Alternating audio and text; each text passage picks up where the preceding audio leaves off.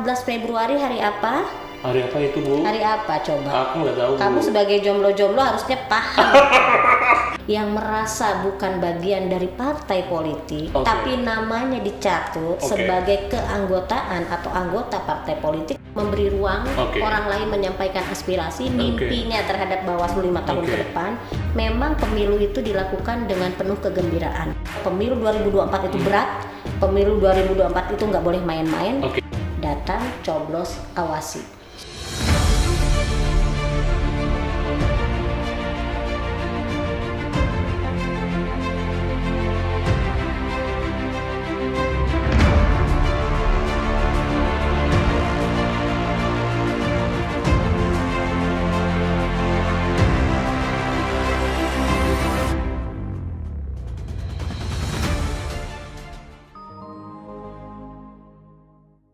Assalamualaikum warahmatullahi wabarakatuh. Selamat siang dan salam sejahtera untuk kita semua. Shalom, Om Swastiastu, Namo Buddhaya, salam kebajikan. Halo sahabat Bawaslu di seluruh Indonesia. Hari ini saya Andri Sutrisno mengajak kalian semua untuk membahas mengenai dunia kepemiluan dengan narasumber-narasumber yang luar biasa. Hari ini saya kedatangan narasumber dan cluenya yang pertama adalah seorang perempuan yang inspiring, dan jujur Li, kalau bahasa jakselnya saya benar-benar nervous karena ada beliau di depan saya.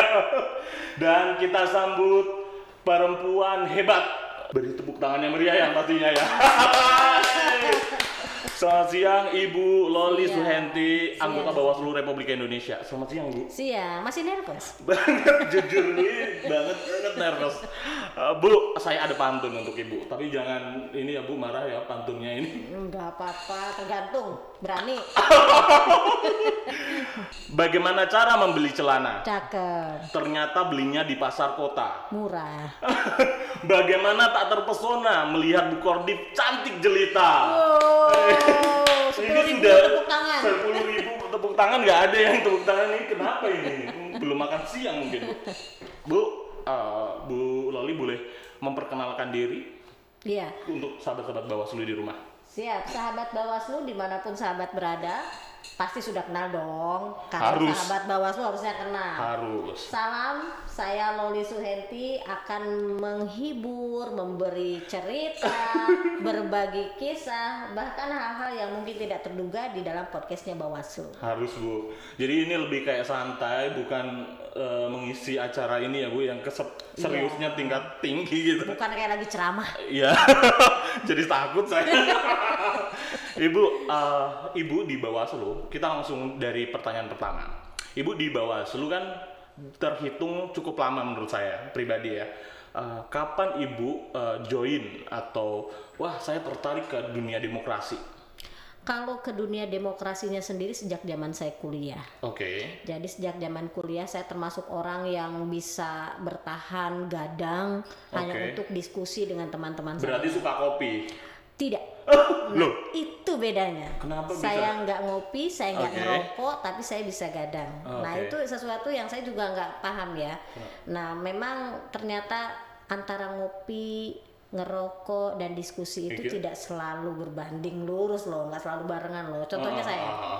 Nah, tapi kalau untuk di Bawaslu-nya sendiri, saya sejak tahun 2018 melalui Bawaslu Provinsi Jawa Barat. Sebelumnya, apakah di dunia kampus itu juga ikut dalam organisasi kayak kepemiluan, pemilihan BEM-nya atau apa, Bu? Iya, saya sejak di kampus begitu mahasiswa saya langsung ikut namanya Senat Fakultas Jurusan, lalu Senat Jurusan, lalu Senat Fakultas, lalu BEM. Saya memang aktif termasuk di pers kampus dan di organisasi ekstra kampus.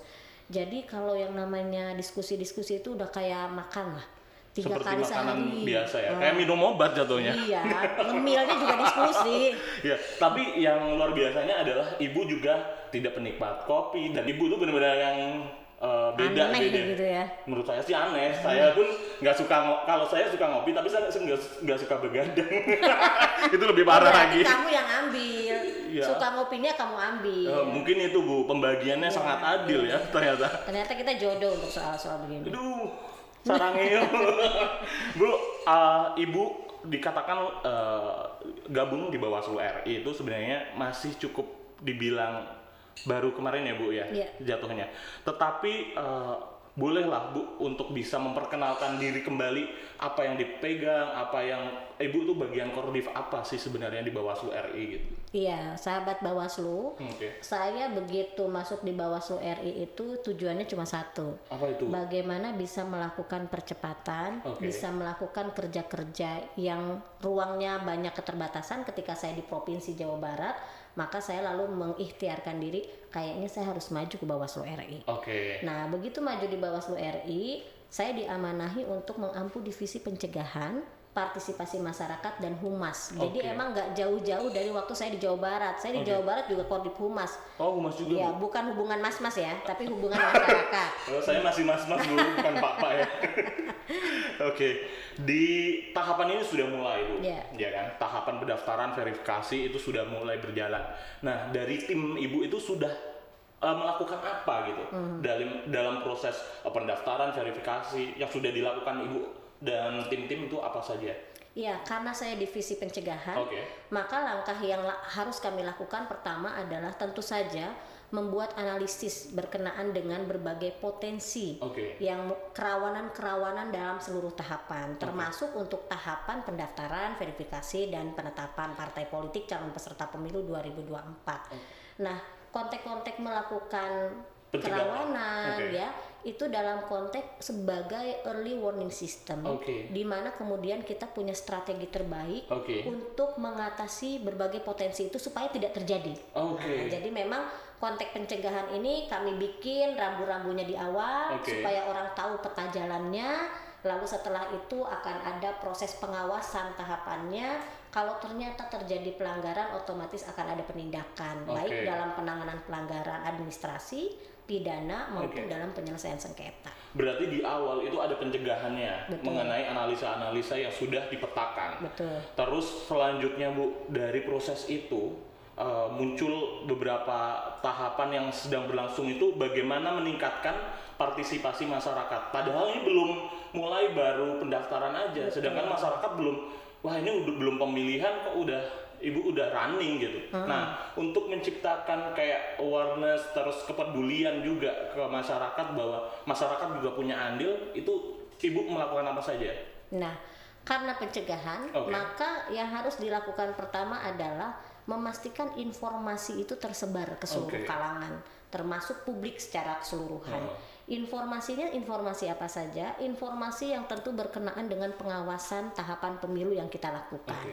Nah, kalau dalam konteks hari ini pendaftaran, verifikasi, yang perlu diwaspadai adalah jika ada orang yang merasa bukan bagian dari partai politik, tapi namanya dicatut sebagai keanggotaan atau anggota partai politik, bahkan pengurus partai politik, maka dia harus punya aware bahwa ini identitas saya tidak boleh disalahgunakan. Kalau ada yang disalahgunakan, kami harus kemana? Nah, proses-proses semacam ini yang perlu kami dorong supaya tidak lagi ada penyalahgunaan identitas pribadi seseorang. Makanya lalu dalam konteks pendaftaran tetap penting kita melakukan pengawasan. Dalam verifikasi penting juga melakukan pengawasan, termasuk sampai nanti penetapannya. Masyarakat nih pengen ikut andil juga Bu, bisa nggak sih? Bisa dong. Dengan cara apa Bu? Dengan cara sebanyak-banyaknya. Yang pertama, apa tuh Bu? Follow dulu akunnya Bawaslu. Aduh, promo. Akun media sosial Bawaslu harus di follow dulu. Kenapa? Karena follow ya. Kalau enggak rugi, karena nanti tidak akan mendapatkan informasi cepat. Kita bisa berpartisipasi kalau kita tahu. Informasi cepat itu adanya di akun media sosial Bawaslu.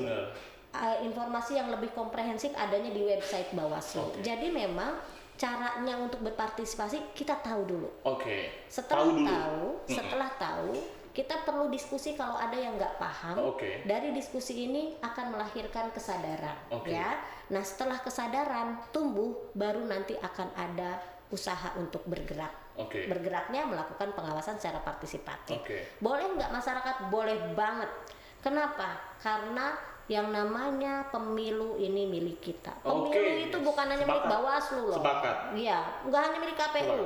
juga nggak hanya milik partai politik. Yes. Pemilu itu milik seluruh warga negara. Yes. Jadi kita semua berkepentingan. Iya, punya hak di situ juga. Betul. Karena 5 tahun akan menentukan masa depan dan wajah Indonesia Betul. ke depan. Benar nggak, Bu? Betul. Nah, dari proses itu, tadi kan Ibu bercerita bahwa saya juga kontribusi di Jawa Barat. Nah, apakah ada perbedaan, Bu, dari lingkup Ibu mengawasi dari segi provinsi dan dari ini seluruh Indonesia, Ibu di RI itu ada perbedaan yang signifikan nggak, Bu? Banget. Apa tuh, Bu? Jangan tanya soal berat badan. Ya, Bu, saya nggak enak, Bu. Ngomongin berat badan, saya langsung lihat, Bu, perut saya udah kemana-mana. Ya memang itu maksud saya. Nah, jadi sahabat Bawaslu, Kang Andri, dalam konteks ini tentu berbeda ya. Waktu saya di provinsi, karena kita bukan penentu kebijakan, maka banyak sesuatu hal yang kemudian kita harus patuh terhadap Bawaslu RI dalam rangka melakukan kerja-kerja pengawasan. Di beberapa hal saya merasa ada beberapa yang kurang sreg, ada yang kurang pas, sehingga saya berpikir kayaknya kalau saya mau ekspektasi saya ini tercapai, maka saya harus ada di Bawaslu RI. Nah, memang dari skup kebijakannya berbeda. Provinsi itu dia menjalankan kebijakan yang dijalankan RI. Tapi Bawaslu RI punya keleluasaan untuk membuat kebijakan yang itu akan diberlakukan secara menyeluruh ke jajarannya, bahkan sampai tingkat TPS. Beda pertamanya itu. Beda keduanya adalah ternyata apa yang kita lakukan di RI ini dampaknya akan sangat luas. Kalau kita bisa bekerja sama dengan banyak orang di level nasional, mestinya juga di level provinsi, kabupaten kota, kecamatan, desa itu juga bisa dilakukan. Nah, jadi memang ruang daya jangkaunya lebih besar kalau di RI. Dari kewenangan public policy-nya itu berbeda banget. Betul. Ya, Bu, dan lebih luas. Itu dari segi mengenai kewenangan. Dan tapi ada pengalaman ya sih, Bu, yang mengesankan di daerah Jabar dengan seluruh Indonesia ini, dari segi kayak pengawasan, pencegahan lah lebih tepatnya. Ada perbedaan yang secara khusus nggak? Kalau selama saya di Bawaslu Provinsi Jawa Barat, itu salah satu yang saya pelajari adalah soal karakteristik masyarakatnya. Termasuk cara mereka berpartisipasi dalam pemilu maupun pemilihan kepala daerah. Masyarakat Jawa Barat ini masyarakat yang sangat cair, tapi cairnya itu membuat mereka terbuka dengan berbagai informasi, gitu ya. Sehingga tidak ada tuh misalnya karakteristik pemilih di Jawa Barat akan sangat berbeda dengan karakteristik pemilih di Jawa Timur. Akan berbeda banget dengan karakteristik pemilih di Sulawesi Selatan, misalnya gitu. Soal karakteristik ini penting karena ini akan menentukan strategi kita bekerja menggunakan cara bagaimana. Pendekatannya. Betul. Di Jawa Barat itu misalnya kami harus masuk melalui halakoh demokrasi. Apa itu, Bu? Halakoh demokrasi itu sebetulnya kayak ngaji-ngaji gitu nggak sih? Kayak ngaji-ngaji dengan teman-teman santri, adik-adik santri. Jadi kami masuk melalui pendekatan keagamaan. Kenapa? Karena Jawa Barat ini masyarakat santrinya sangat tinggi. Maka ketika ngomong demokrasi, kita harus juga menggunakan kaidah-kaidah keagamaan. Bahkan kami lakukannya di pondok pesantren yang besar. Waktu itu di Cirebon. Nah, jadi memahami karakteristik akan membuat kita paham strategi terbaik apa untuk menyampaikan pesan. Nah, ini yang saya pelajari. Apa bedanya dengan daerah lain begitu saya sudah di provinsi di RI? Nah, ternyata memang kekayaan Indonesia itu karena dia sangat plural, majemuk, ya kan? Sehingga cara pandang kita juga harus memahami keberbedaan itu. Perbedaan itu sunatullah, sesuatu yang biasa-biasa saja, memang akan seperti itu namanya kehidupan. Menjadi luar biasa ketika kita melihat berbeda itu salah, berbeda itu nggak keren, berbeda itu nggak indah, nggak asik. Nah, itu yang menurut saya cara pandang yang harus kita ubah. Karena memang Indonesia ini kaya banget. Jelas itu, Bu. Saya mengakui hal itu. Karena kekayaan itu, terus pola pikir masyarakat yang majemuk dan memberikan kebijakan-kebijakan yang sangat luar biasa gitu. Terus partisipasi masyarakat ini terhadap kepemiluan bagaimana, Bu, menurut sudut pandang Ibu Loli? Kalau bagi Bawaslu tentu dia harus punya ukuran yang berbeda dengan KPU ya. Kalau teman-teman KPU sebagai penyelenggara, pastilah ketika orang datang ke TPS nyoblos, dia hitung inilah keberhasilan partisipasi pemilih. Orang cukup datang nyoblos, ada daftar hadirnya, diukur secara kuantitas. Oke. Maka bagi KPU selesai nih, partisipasi masyarakat kita mengalami peningkatan yang jadi nyoblos dulu, dilihat dari situ ukurannya, oh yang nyoblos banyak nih, gitu. Tapi bagi Bawaslu nggak cukup. Bagi Bawaslu orang harus nyoblos, datang, setelah itu melakukan pengawasan minimal di lingkungan terdekatnya sendiri, minimal di TPS-nya sendiri, supaya dalam proses pungut hitung tidak terjadi kecurangan. Kalau orang sudah pada posisi ini, maka kualitas demokrasi kita itu mengalami peningkatan. Nah itu, jadi cara mengukur antara kita Bawaslu dengan KPU itu berbeda. Kuantitas saja tidak cukup bagi Bawaslu, kualitas itu harus juga mampu didorong.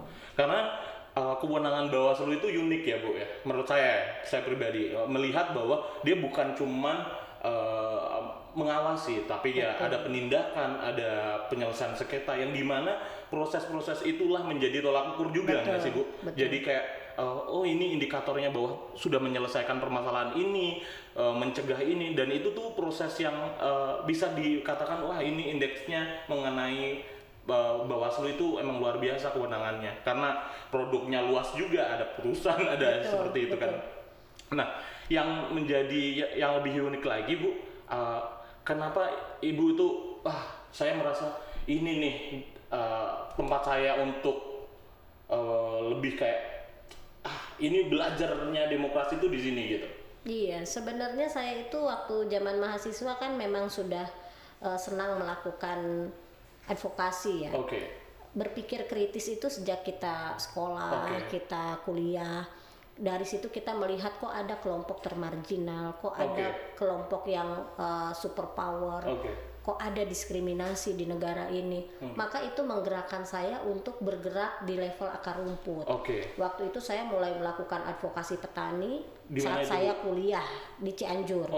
Bahkan saya harus ngamen, harus turun naik truk. Kalau sekarang Bu? Orang demi konten saya kayaknya nggak percaya deh Bu. Kan?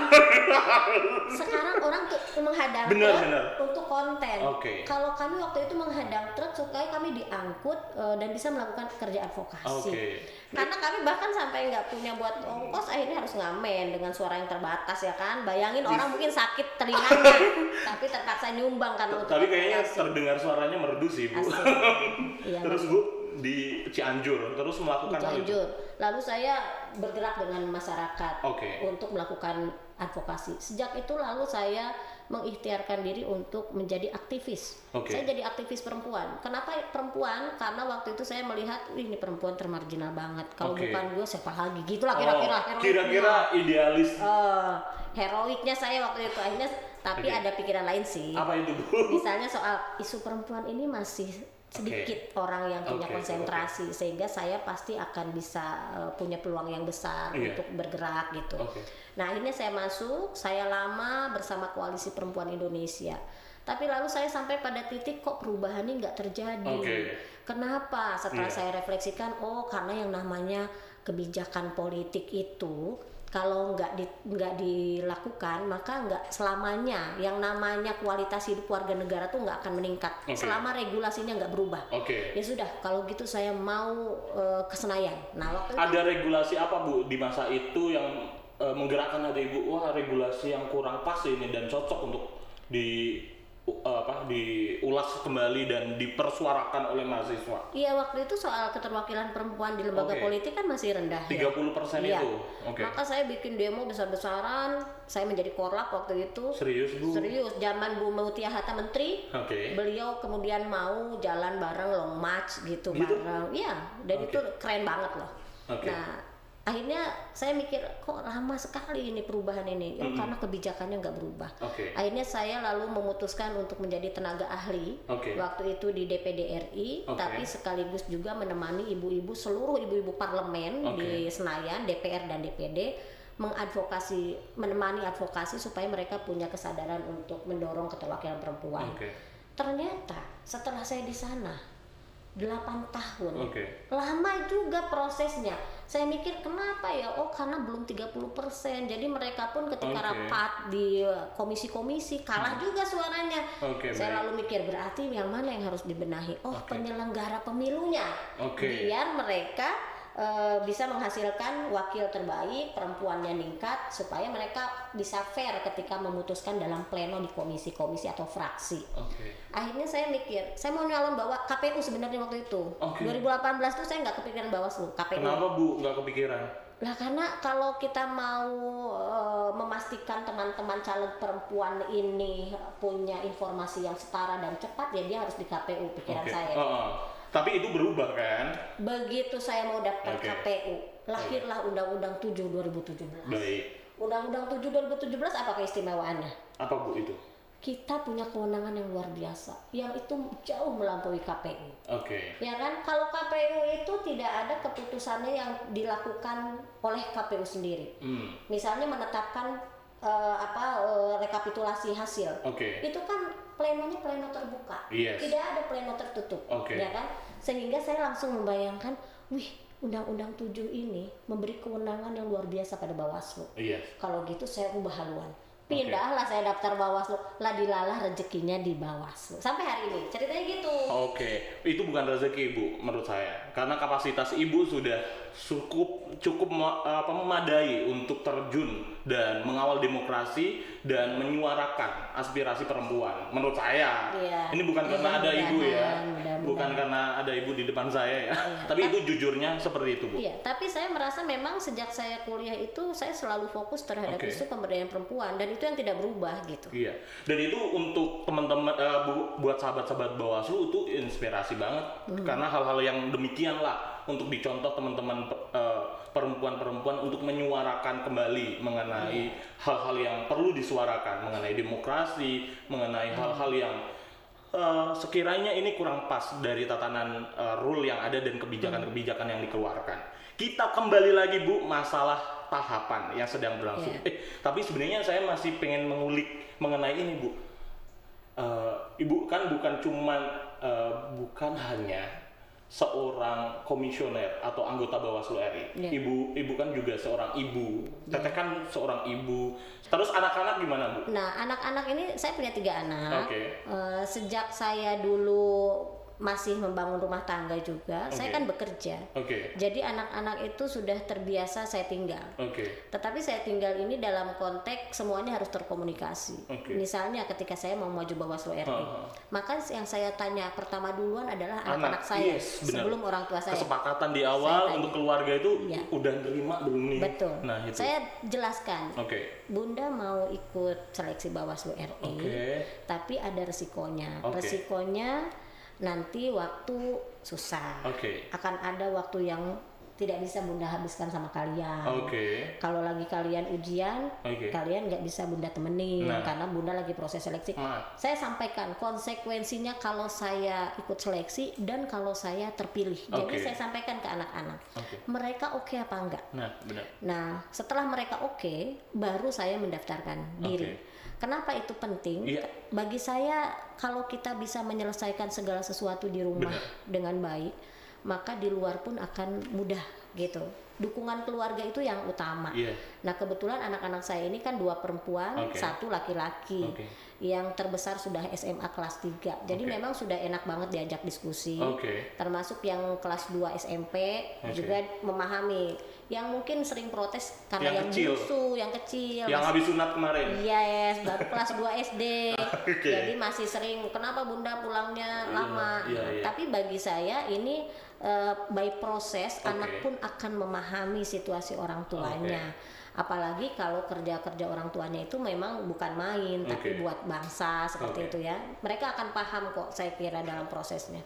Tapi dari lingkup terkecil, Teh Loli itu udah menerapkan mengenai sistem demokrasi yang sifatnya terbuka dan anak-anak dilibatkan secara langsung. Keren banget sih. Semoga saya akan mendapatkan calon istri yang demikian juga nanti ke depan. Amin. Kita lanjut ke tahapan ya Bu. Kita move ke tahapan yang sedang berlangsung saat ini, yaitu pendaftaran dan verifikasi. Bagaimana meningkatkan partisipasi masyarakat dalam tahapan ini dan bagaimana masyarakat bisa berpartisipasi? seperti yang saya jelaskan sebelumnya, di tahapan ini yang paling penting adalah kita sama-sama mencermati apakah ada penyalahgunaan identitas diri warga negara yang kemudian dia tidak merasa mendaftar di partai itu, tidak merasa menjadi pengurus di partai itu, tapi kok namanya tercantum. Nah, yang menarik, KPU itu sekarang sudah punya di webnya info KPU. Jadi di situ kita bisa langsung ngecek Loli Suhenti. Ketik namanya, catat nomor nicknya, lalu submit, nanti akan muncul. Kalau nama saya ada di partai A, maka dia akan muncul di situ. Padahal kita nggak merasa. Nah, nanti Mas Andi bisa coba, jangan-jangan Mas Andi ada di partai politik loh. Mungkin ya, partai apa ya Bu? Nah, ini penting. Kenapa? Karena jangan sampai nanti ada peristiwa orang mau menjadi penyelenggara, ternyata nggak bisa karena namanya pernah dicatut oleh partai politik tertentu dan tercatat di Sipol. Kalau sudah tercatat di Sipol, dia bilang dia bukan partai pun, klarifikasinya panjang. Nah, membutuhkan waktu. Betul. Mumpung tahapan ini masih berjalan, hayo kepada sahabat Bawaslu semua dicek tuh. Dicek namanya, nicknya, masukin ke infonya KPU, info Sipolnya KPU, nanti dia langsung muncul. Kita akan bisa komplain langsung kalau menemukan nama kita di situ. Jadi boleh solusinya seperti itu ya. Jadi sahabat-sahabat Bawaslu, ketika nicknya keluar ternyata dia sebagai anggota partai politik, ternyata saya tidak mengakui itu gitu. Coba komplain langsung ke Bawaslu, sampaikan kita menerima curahan hati, semacam helpdesk ya, meja bantuan bagi penyalahgunaan identitas di warga negara. Silahkan datang ke Bawaslu terdekat, nanti kita akan melakukan rekomendasi ke KPU bahwa ini dinyatakan TMS kayak gitu. Baik Bu. Itu dari lingkup kecilnya. Kita move ke kembali yang sifatnya ke umum, bukan tahapan lagi. Dengan nama besar pencegahan partisipasi masyarakat dan Humas, apa program yang direncanakan oleh Divisi Ibu di tahun 2024? Di tahun 2024 itu startnya dari sekarang. Apa itu startnya? Pertama misalnya ketika ngomong pencegahan, maka arah kebijakannya adalah memperkuat pencegahan siapapun, stakeholder manapun untuk melakukan pelanggaran terhadap pemilu. Yang kedua, partisipasi masyarakat. Partisipasi masyarakat berarti arah kebijakannya adalah memperbanyak, memperkuat, menselaraskan sinergitas dengan masyarakat. Kalau kemarin kita sudah punya 23.000 kader pengawas partisipatif, maka saat ini pengawas partisipatif mestinya kemudian sudah dapat kita ukur kemampuan bergeraknya itu di 2024 akan pada posisi apa. Nah, termasuk dalam konteks ini adalah penguatan teman-teman pemantau pemilu. Lalu yang ketiga adalah Humas. Arah kebijakan Humas kita jelas bahwa 2024 potensi polarisasi politik itu terjadi di mana-mana karena masifnya digitalisasi. Jadi orang terviralkannya berita yang hoax itu potensinya sangat tinggi. Maka arah kebijakan Humas Bawaslu adalah menyebarkan informasi yang akurat secara cepat kepada publik dengan mudah. Jadi pesannya harus sampai.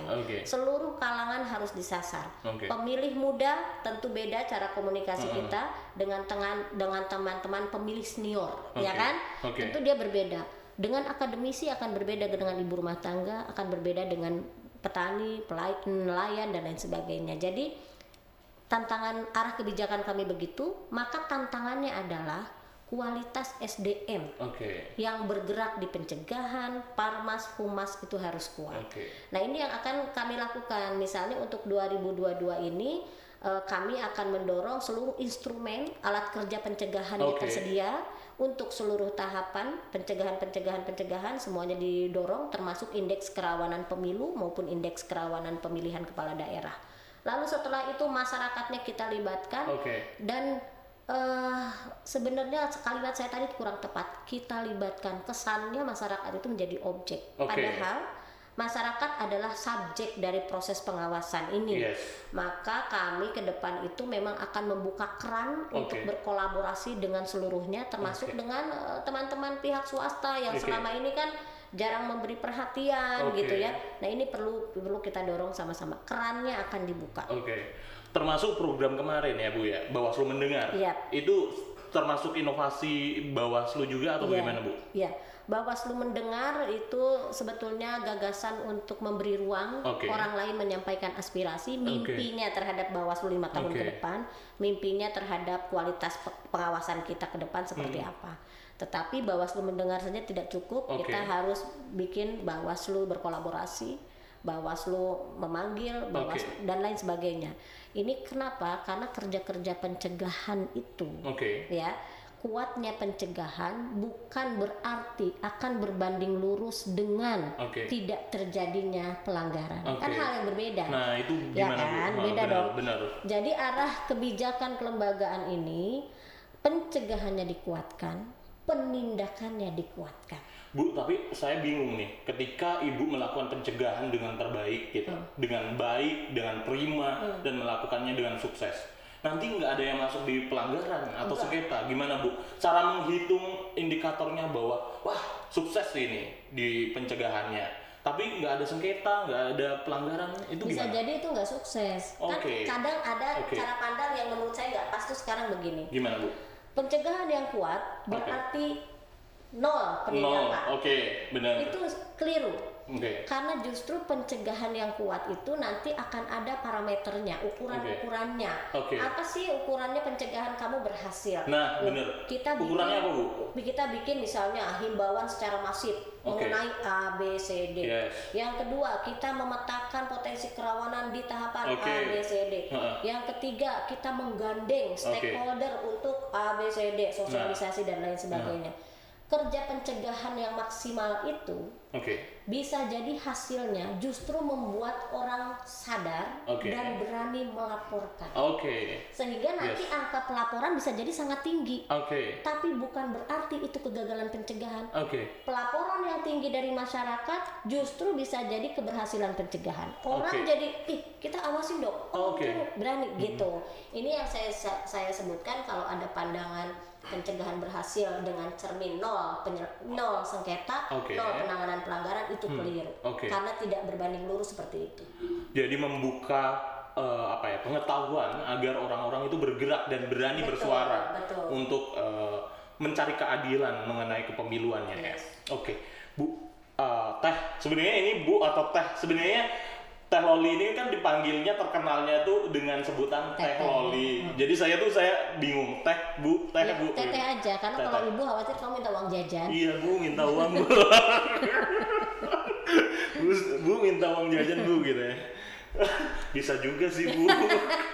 Jadi Teteh aja. Kalau Teteh adik ke Tetehnya ngasih malah boleh. Nah, itu akan lebih ada pendekatan secara ini. Karena Teh Loli adalah orang Sunda ya. Jadi wajar harusnya dipanggil Teteh ya. Teh, mengenai mimpi besar apa sih sebenarnya Teteh mengenai kepencegahan di 2024 itu apa? Cita-cita besarnya Teteh itu apa sih untuk pencegahan 2024 itu? Kalau saya membayangkan memang lembaga Bawaslu ini unik ya. Dia harus punya kemampuan pencegahan yang prima, di mana dia tidak alergi, tidak fanatik dengan kelompok kepentingan manapun, untuk memperkuat pencegahan melalui pendidikan kepemiluan, pendidikan kepengawasan pemilu gitu ya. Jadi saya membayangkan memang mimpi saya soal pencegahan ini semua orang, siapapun, latar belakang apapun, akan bisa menjadi sahabatnya Bawaslu. Bergandengan tangan untuk memastikan kualitas demokrasi ini tanggung jawab kita semua. Kayak gitu. Jadi bayangan saya itu kita akan bergandengan tangan dengan partai politik, bergandengan tangan dengan pemilih, bergandengan tangan dengan pihak swasta, semua orang.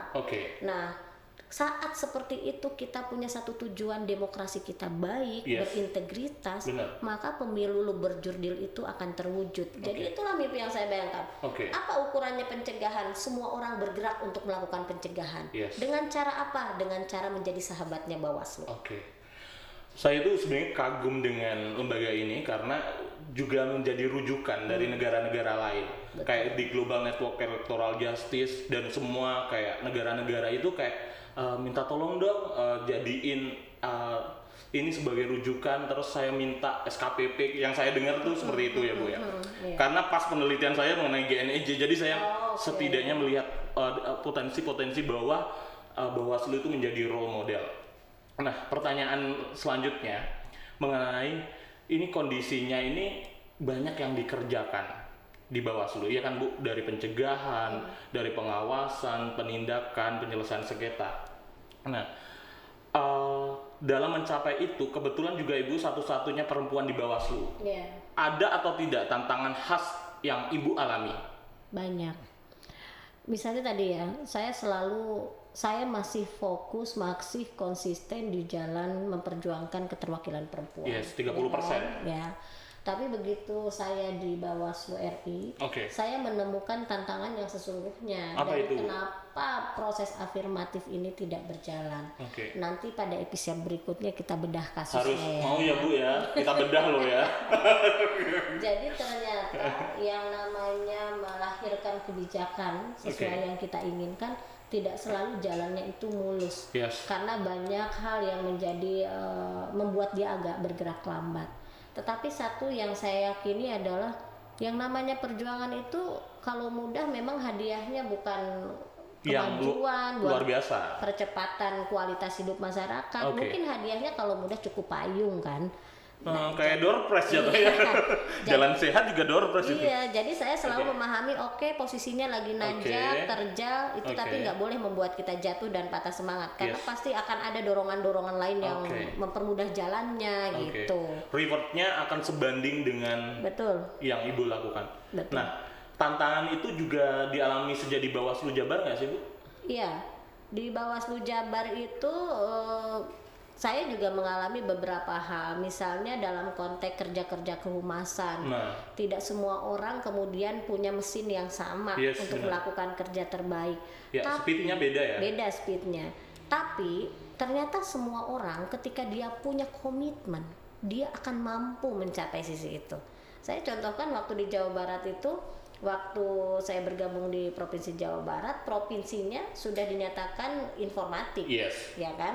Tapi kabupaten kotanya tidak informatif, belum dinyatakan informatif.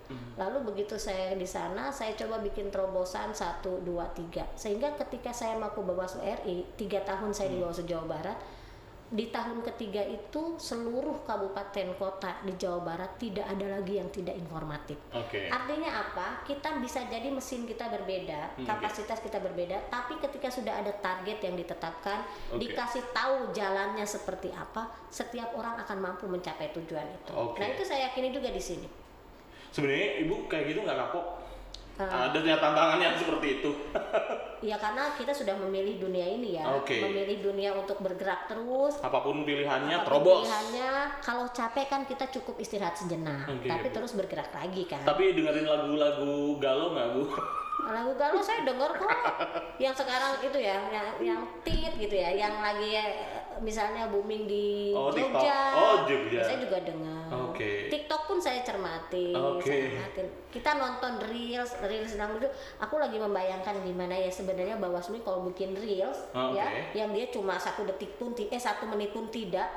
Itu keren banget loh. Karena aku aja seneng nonton reel itu. TikTok ya, hiburan juga sih. Ya kan? Nah ini PR kita ke depan nih, gimana caranya bikin pesan-pesan singkat yang itu orang nonton pun nggak terlalu nyedot kuota kira-kira gitu. Siap Bu. Ngomong-ngomong Jawa Barat Bu, sebagai salah satu provinsi dengan wilayah yang cukup luas, dengan jumlah pemilih terbesar, secapek dan seberat apa sih mengawasi pemilu di Jawa Barat dulu-dulu tuh gimana Bu? Menurut saya Jawa Barat ini karakteristiknya karena masyarakatnya sangat terbuka, sangat cair ya. Maka dan dia kemudian selalu menjadi cara orang melihat demokrasi di Indonesia itu kan dari Jawa Barat, dari DKI Jakarta, dari Yogyakarta kan. Nah, cara orang melihat arah demokrasi kita itu akan selalu merujuk kepada tiga provinsi ini. Nah di Jawa Barat ini dengan DPT yang tertinggi, ternyata dari sisi misalnya hoax ya, politisasi SARA kemarin itu tidak semengerikan daerah lain. Ya. Berbeda ya? Berbeda. Apa yang menjadi pembelajarannya? Jadi sebenarnya kalau saya pelajari masyarakat Jawa Barat itu masyarakat yang penerimaannya mudah. Tetapi bukan berarti kemudian pilihannya juga mudah. Nah, artinya masyarakat Jawa Barat ini termasuk masyarakat yang kritis. Dia milih orang itu dia akan lihat tingkat popularitasnya, di medianya bagaimana. Emang ruang-ruang seperti itu, ruang-ruang kaca. Nah, tapi lebih melek nggak sih Bu orang-orang Jawa Barat tuh kayak melek informasi mengenai wajah-wajah kepemimpinan, bahkan muncul banyak calon pemimpin itu dari Jabar. Saya lihat ya, ini bukan mengkotak-kotakan, tapi saya melihat dari cerminan kayak pertelevisian, media gitu. Iya nggak sih Bu? Karena itu tadi konsekuensi dari masyarakat yang terbuka, maka kompetisi pun menjadi sangat tinggi. Orang menjadi biasa saja berbeda itu gitu.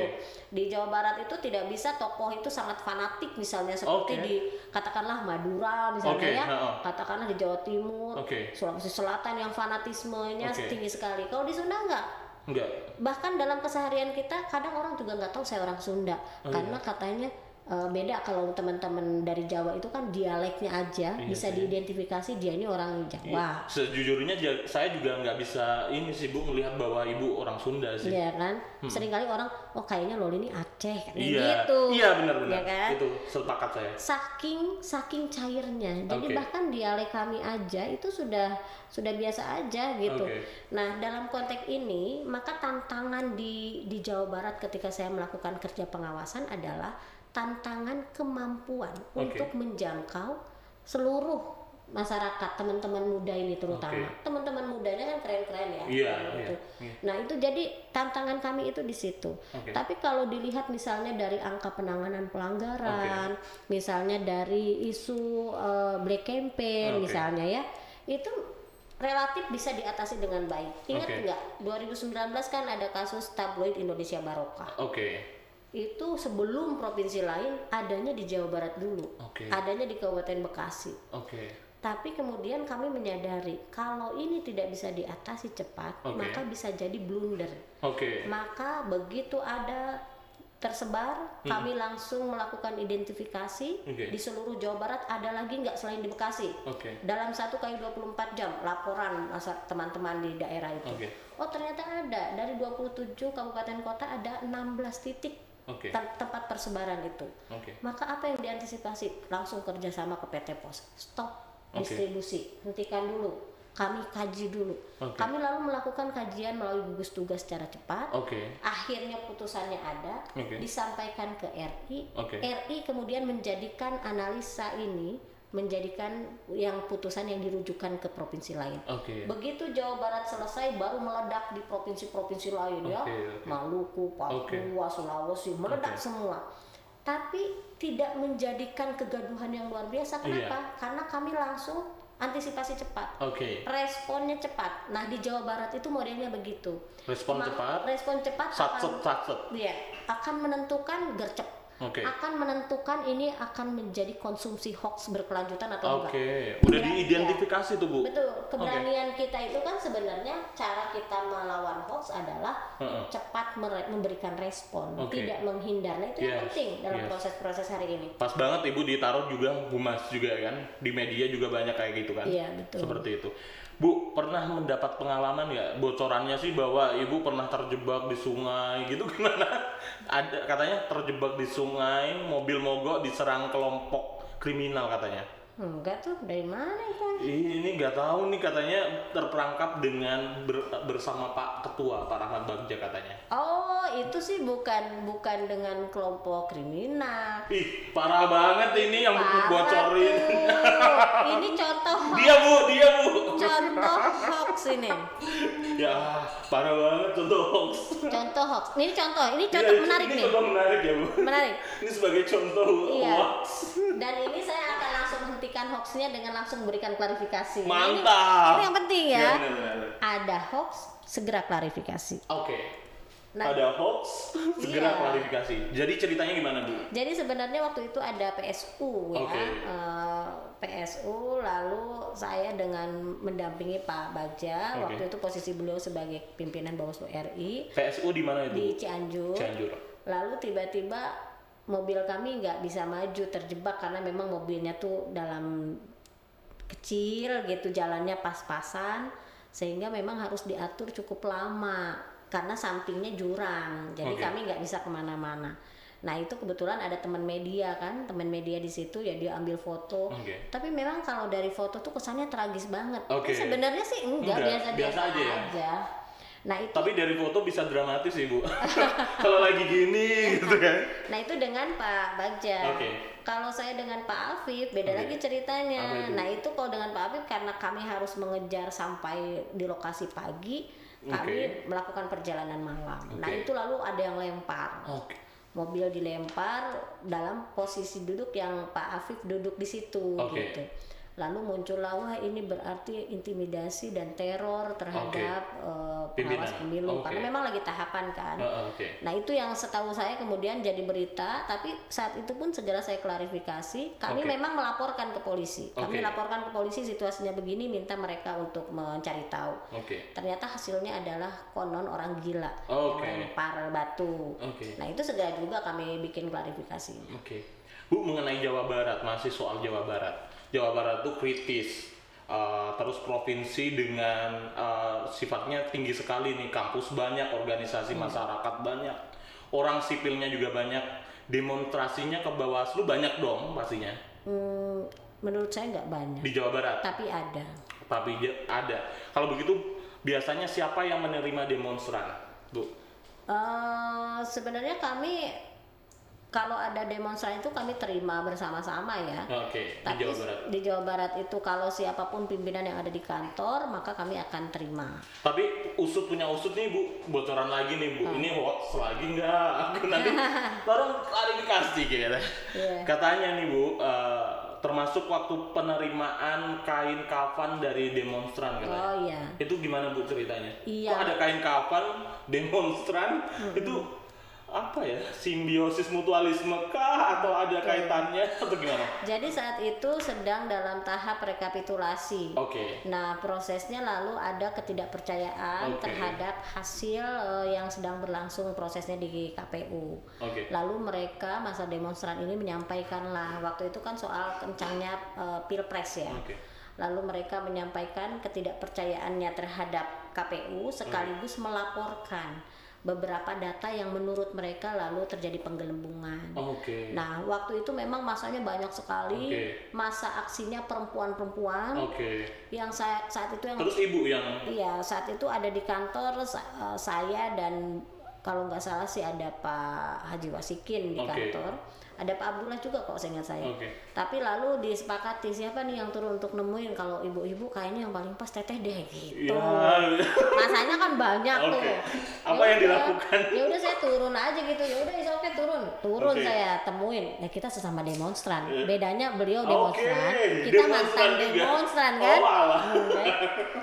Jadi saya ternyata ini demonstran yang di depan saya. Jadi seolah-olah kita lagi reuni aja gitu.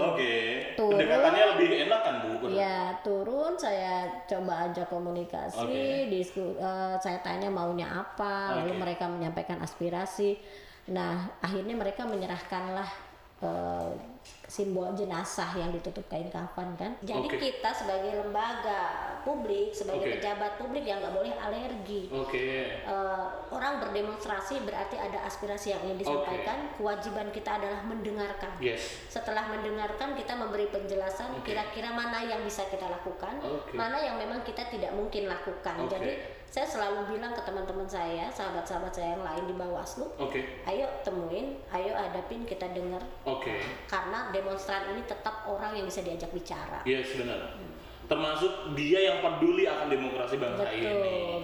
Bu, saya tuh sebenarnya tergelitik dengan profil IG Ibu. Apa tuh? Bekerja dengan riang gembira. Di sini nih, sahabat Bawaslu ada tulisan dari Ibu Loli Suhenti, Teh Loli. Di sini ada tulisan bekerja dengan riang gembira. Masih ada kan Bu? Gitu kan? Ini benar kan ini? Followernya berapa itu? Banyak banget lah Bu ini. Ibu bisa endorse lah. Mantap kali. Tolong di follow. Tolong di follow. Aku juga follow sih sebenarnya. Minta izin dulu Bu, follow ya Bu. Bu, Nah, apa pesan dan kesannya yang Ibu tampilkan dari kalimat secuplik itu? Kayaknya menurut saya itu deep banget sih. Bagi kayak anak-anak Jaksel, ini perlu dikupas secara tuntas dan lugas. Jadi sebenarnya kalau kita bekerja dengan hati itu pasti nggak ada kegundahan, nggak ada kesedihan. Kita pasti akan riang, akan gembira, akan senang dalam melakukan pekerjaan itu. Jadi bekerjalah dengan hati. Ketika kita bekerja dengan hati, sesulit apapun proses, itu tidak akan mampu membuat kita sedih, kita kecewa, kita marah gitu ya. Karena kita memahami memang proses itu harus dilewatin gitu. Jadi bekerja itu jangan asal bekerja. Karena bekerja yang asal, hasilnya pun akan asal-asalan.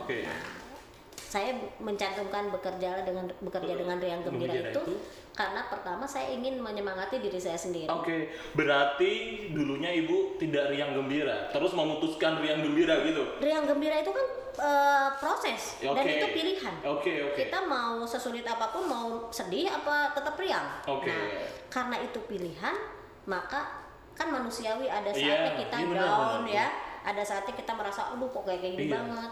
Nah begitu baca itu, oh ya juga ngapain kita harus sedih-sedih gitu loh. Jadi itu lebih pada upaya untuk memotivasi diri sendiri, satu. Terus kedua ya saya juga ingin berbagi ke teman-teman yang lain bahwa jangan pernah patah arang. 10 kali kamu jatuh, maka kamu harus bangkit 11 kali, kira-kira gitu. Jadi jangan menganggap sesuatu hambatan itu mematahkan semangat. Tetap harus riang, tetap harus gembira. Harus riang gembira dan tepuk tangan. Walaupun jusnya belum datang. Iya.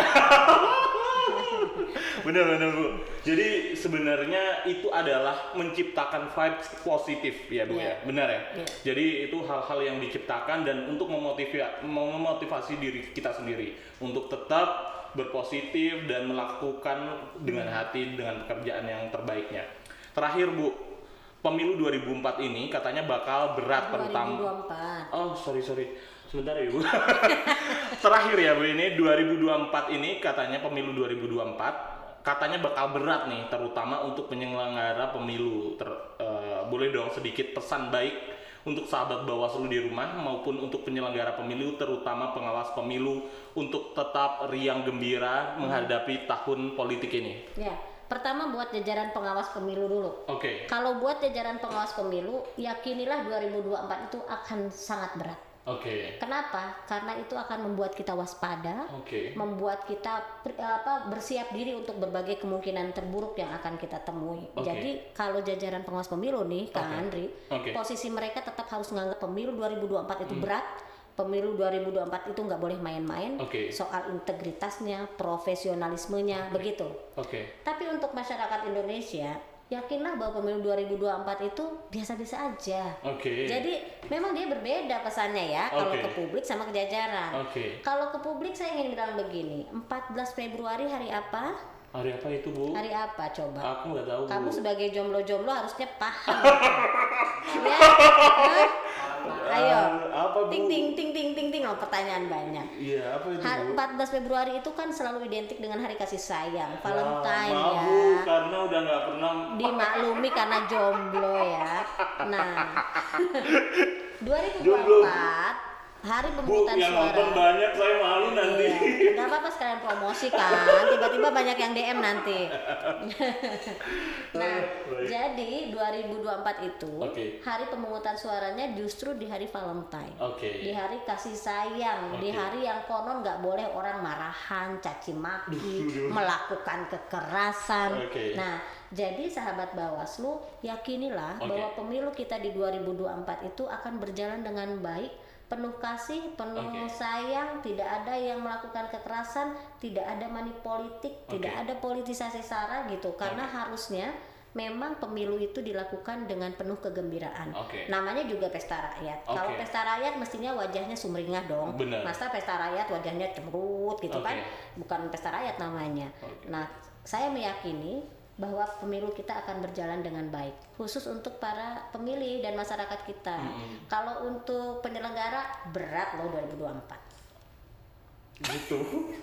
Aduh, berat ya 2024. Saloli, sebenarnya saya pengen pengen banget untuk mengupas lebih dalam lagi, terus bercerita mengenai lika-liku demokrasi Indonesia ini, terus dunia kepemiluan. Sayang sekali kita harus mengakhiri perjumpaan kita kali ini karena kita sudah habis waktunya Teh. Mungkin next ke depan kita akan coba kupas dan secara lugas lagi mengenai dunia kepemiluannya Teteh, terus dinamika yang sudah Teteh lalui, kita perlu kupas secara tuntas dan lugas. Ya Teh.